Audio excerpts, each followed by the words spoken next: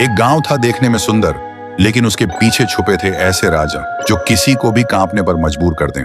उस गांव का नाम था ढोलपुर, जहां के लोग कहते थे कि आधी रात को अगर तुम्हें ढोलक की आवाज सुनाई दे तो समझ लेना कि थुंग थुंग आ गया है। थुंग थुंग कोई आम इंसान नहीं था। उसके चेहरे पर अजीब सी मुस्कान, आंखें बड़ी बड़ी जिन्हें देखकर कोई भी डर जाए, और हाथ में एक पुरानी ढोलक। रात के ठीक 2 बजे वो गांव की गलियों में घूमता और अपनी ढोलक बजाता। आवाज सीधी कानों से दिल तक उतर जाती, धीमी, डरावनी और लगातार। गांव के लोग ढोलक की आवाज सुनकर कांपने लगते, क्योंकि जिस घर के सामने वो रुककर ढोलक बजाता, उस घर के लोग अगले दिन कोई बीमार पड़ जाते या किसी की मौत हो जाती। फिर एक रात गांव का एक लड़का रघु सो रहा था, तभी ढोलक बजने लगी। ढोलक की आवाज से उसकी नींद टूट गई। वो गुस्से से हिम्मत जुटाकर उसके पास गया। रघु ने कहा, कौन हो तुम और क्यों ढोलक बजा रहे हो?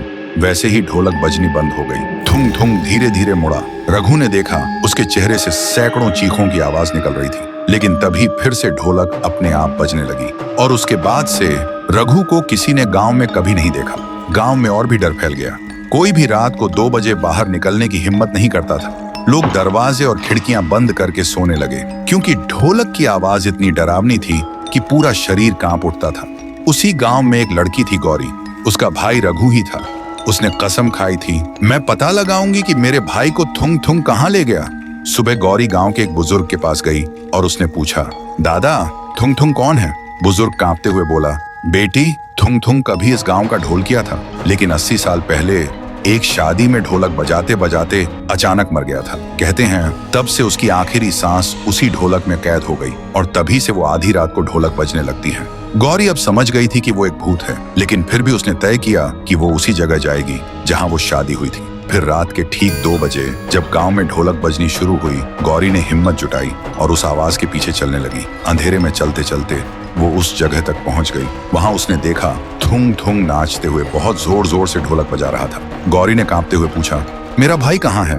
थुंग थुंग अचानक रुका। उसकी आंखें जलने लगी और ढोलक अपने आप बजने लगी। तभी ढोलक के अंदर से एक चीख सुनाई दी। गौरी डर से भागने लगी। तभी एक आवाज आई, दीदी। गौरी रुक गई और पीछे मुड़ी। उसने देखा रघु और थुंग थुंग एक साथ खड़े थे, लेकिन वो अब इंसान नहीं था। उसका चेहरा अजीब और आंखें लाल हो चुकी थी। रघु ने धीरे से कहा, दीदी, अब मैं भी थुंग थुंग का हिस्सा हूँ और अगला नंबर तुम्हारा है। तो दोस्तों, अगर तुम्हें जानना है कि थुंग थुंग क्या सच में अचानक मरा या उसके मरने के पीछे कोई राज छुपा है, अगर जानना है तो वीडियो को लाइक करो, चैनल को सब्सक्राइब करो और कमेंट में लिखो पार्ट 2 चाहिए।